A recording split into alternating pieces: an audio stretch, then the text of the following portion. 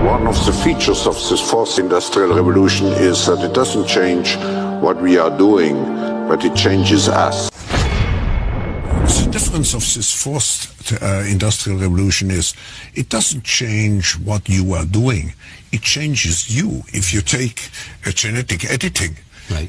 Just as an example, it's you who are changed. Yeah. And of course this has a big impact on your identity. Yeah. Editing your genes?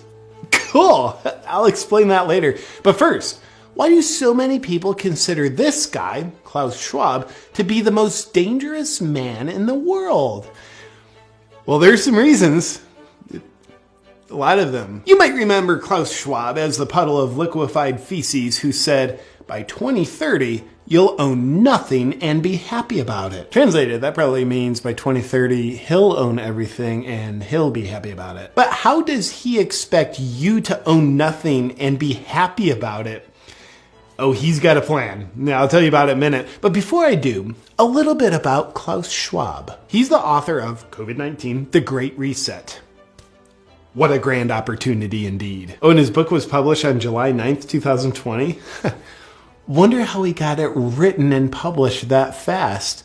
It's almost like maybe he pre-wrote it before he started the pandemic. Before the pandemic started. Old Klaus is also the founder and chairman of the World Economic Forum, an organization that faces the public with very noble-sounding goals of creating a better world. Fear-mongering about climate change and disease are big goals of theirs. Welcome to Davos.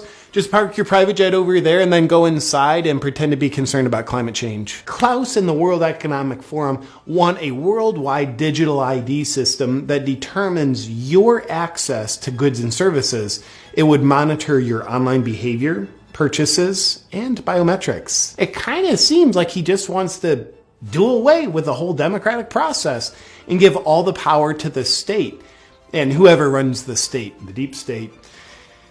But that's based on both his words and actions, so it's probably an inaccurate observation. Was Dr. Evil's character based on this reptile? Mr. Schwab writes the following.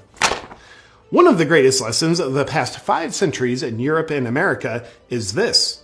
Acute crisis contribute to boosting the power of the state.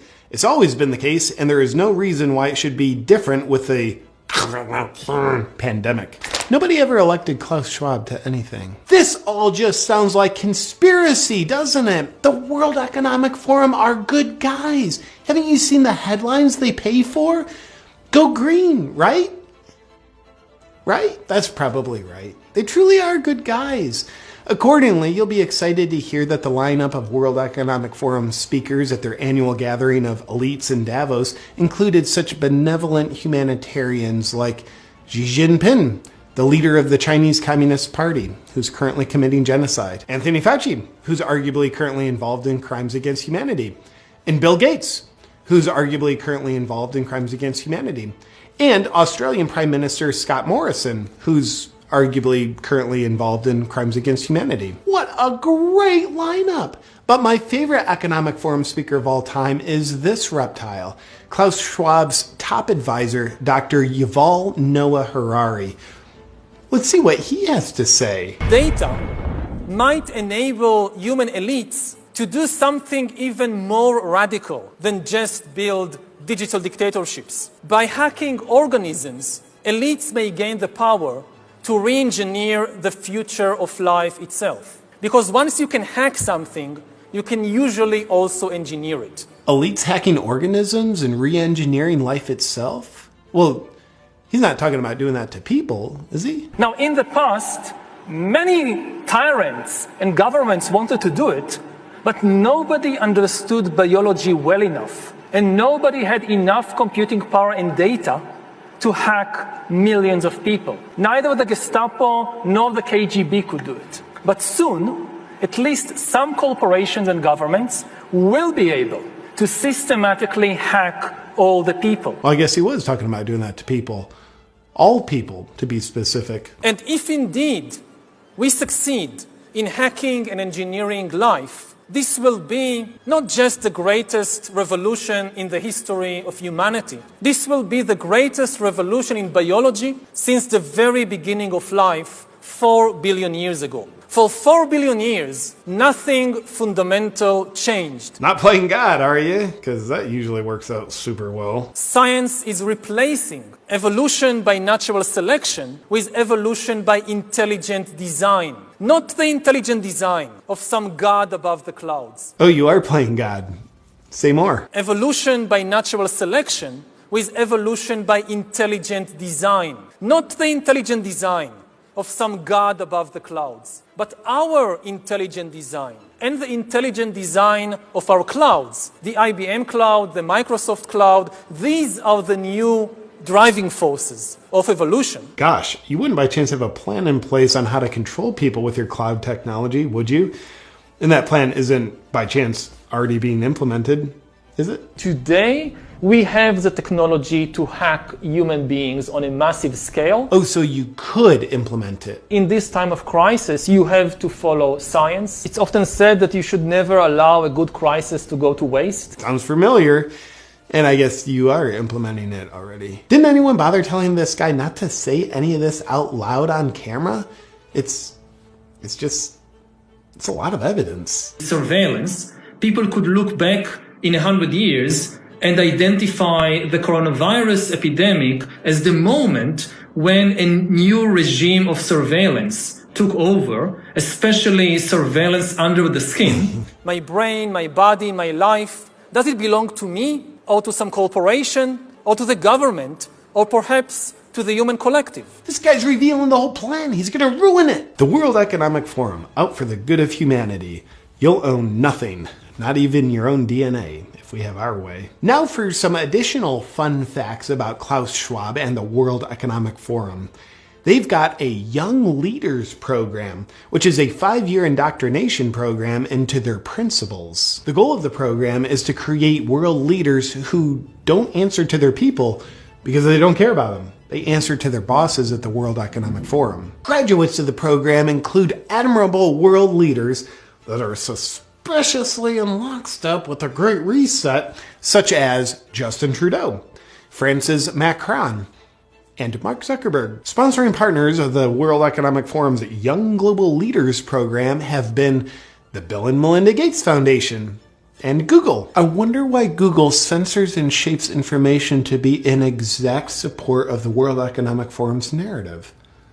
Oh, another fun fact. The World Economic Forum is predicting a worldwide cyber attack. I'm pretty much a wizard at predicting the things I'm going to do too. The very concerned Schwab believes the cyber attack could bring a complete halt to our power grid, transportation, hospital services, and to our society as a whole. The World Economic Forum then simulated the cyber attack. Simulated or planned? I'm not sure, but they said it was a simulation, so it's probably best to just believe them. Oh, also the World Economic Forum, along with the Bill and Melinda Gates Foundation, hosted Event 201, which oddly enough played out exactly as they planned. Or simulated, or whatever. Let's move on. And here's a picture of Klaus Schwab sitting in front of his statue of Vladimir Lenin. I wonder why he's got a statue of one of the most murderous world leaders in history. Lenin killed an estimated 5 million people. And finally, remember Schwab's whole thing about you'll own nothing and be happy about it? What's the World Economic Forum's plan to make that happen? Well, it's probably nothing, but consider this. BlackRock is an investment firm with $9 trillion under management, which is a higher GDP than every country on Earth, aside from the US and China. Therefore, it turns out BlackRock has more political and financial influence than the Federal Reserve and most governments. Sounds cool, but what's the connection with a World Economic Forum? Well, again, and it's probably nothing, but BlackRock CEO Larry Fink is also just a board member of the World Economic Forum. Well, that's super convenient. And probably just a coincidence. Is the World Economic Forum and BlackRock colluding in corporatism, where an unelected corporate elite dictates top down to the population? Well, they couldn't be doing that because they'd have to infiltrate the government, which they haven't done. Except for, in one of Joe Biden's first appointees once he took office, he named Brian Deese to be the director of National Economic Council. Brian Deese came from BlackRock, where he was a global head of sustainable investing, and now he's Biden's main advisor for economic policy. But Biden's making the policy decisions, not the unelected corporate elites at BlackRock and the World Economic Forum. Of course Biden's making all the decisions. Let's not be silly. Oh, look, there's a picture of Biden in the audience at the World Economic Forum. Oh, and also Kamala Harris's chief economic advisor is Michael Pyle. He came from BlackRock, where he was a global chief economic strategist, overseeing the strategy for investing $9 trillion. Well, it looks like corporatism, but it's probably not. But if it was, it would actually be a viable strategy for BlackRock and the World Economic Forum to own everything and for you to own nothing. Oh, fun fact, BlackRock is buying up single-family homes at an alarming rate, oftentimes paying 20 to 50% above asking price, so normal people like you and I can't own the homes. Now, there is an interesting pattern to all this. You know how you hear about ancient tyrannical rulers who would rule over their dumb people by saying things like, yeah, if you don't do all of this slave labor and let me sleep with your wives, then God's going to make you all perish in a deadly storm. Well, God told me, and because I'm elite, I have access to this knowledge and you don't. So you better do as I say or you're going to die. Well, us peasants can't perceive what the king can, so we better do as he says. Go ahead and bang my wife. And thank you for doing it for my protection, King. Good old fear-mongering, a predictable pattern as old as time itself. But with Klaus and the World Economic Forum, it's climate change is gonna kill you, disease is gonna kill you, and a cyber attack's gonna get ya. So you better do as we say, or you're gonna die. I don't know, the weather looks pretty good to me. Why don't you ever smile, Klaus? You look like a sociopath. No, you don't understand. We elites have access to knowledge that you don't. So you better listen to us or you're gonna die. Same old fun pattern of fear-mongering. They know of the scary problems and only they have the solutions. So listen up or you're gonna die. Gotcha, Klaus. Nothing new here. We see you. In conclusion to the question, is Klaus Schwab the most dangerous man in the world? Here's his top guy again. Humans are now hackable animals.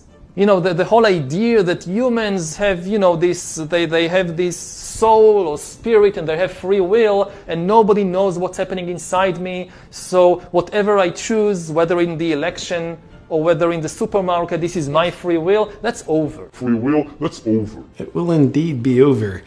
If you outsource your thinking to outside influences and take the easy way out by choosing obedience over bravery. Doing so makes you very susceptible to being manipulated by fear.